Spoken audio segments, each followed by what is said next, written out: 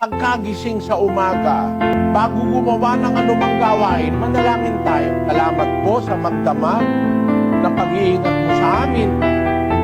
Sa araw na itong panibagong ibinigay mo, ako po'y maghahanap buhay. Maiwan po ang aking asawa at mga anak. Pakiingatan mo po sila samantalang ako'y wala.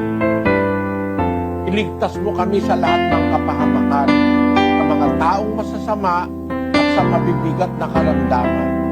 Maraming salamat, Ama, sa pangalan ng iyong bugtong na anak.